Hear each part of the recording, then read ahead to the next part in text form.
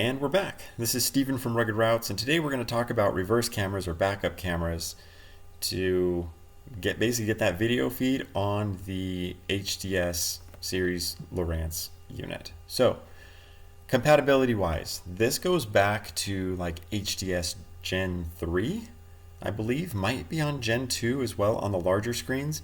I know on Gen 3s it was only on the larger screens. When I say larger, I think 12-inch and larger. On Carbon series unit, you have the video input on all screen sizes as well as on HDS Live and now on HDS Pros. So that's the RCA video input that we're going to talk about first. And there are three ways to get video into your Lowrance on the larger ones, but there's a couple differences. But we'll kind of brush over the other two options, as I'm sure 99% of the people watching this video just need an RCA input. So here's the scoop. It's pretty simple. You're going to need this adapter. This is something that goes in line with the power cable. So the way this works, you're going to take the power cable and disconnect it from the back of the GPS. You're going to plug this end of the cable into the back of the GPS instead, and then your power cable will plug into the opposite end of this adapter cable. So what that leaves you with is this RCA input that is then basically Y. It's like a Y kind of connector. It just splits out, and now you can put a video input right in there. So in order to make use of that with like a backup camera of sorts, I personally just jumped on Amazon, got something cheap, and it seems to be working so far. So I'll show you guys what that is, and that's this guy here. It's like 25 bucks, super simple.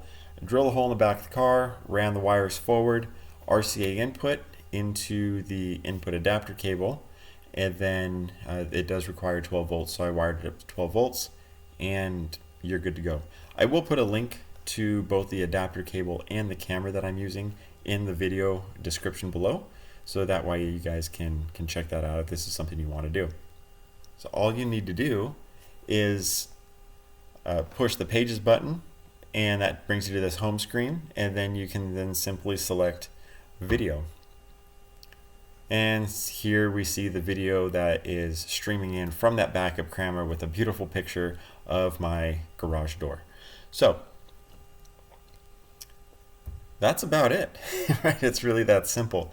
Different cameras have different options for like the backup lines or to mirror the image, which you can actually do in here as well. If we go under more options, and then we can mirror the image the other way, side to side, adjust brightness and saturation, contrast, and hue if you need to make any sort of color corrections.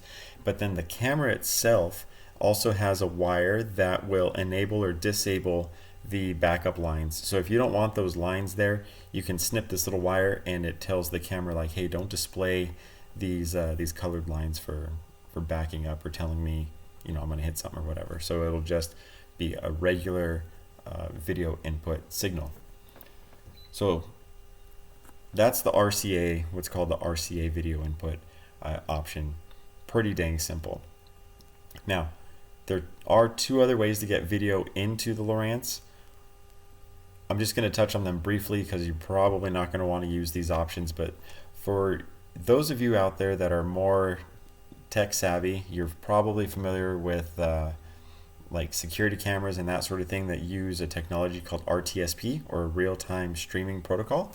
And you can set that up as long as you connect it on the same network, whether it's Wi-Fi or has to be wired on the Lowrance. I'm not sure because I haven't personally done it, but I can run you through at least the configuration options once it's hooked up. So from the screen, you're going to go back into settings. On the left side, you're going to go to cameras, hit add camera, and then you can put in the URL and credentials required to get that video stream from the camera you're using. Hit add, and once it's added,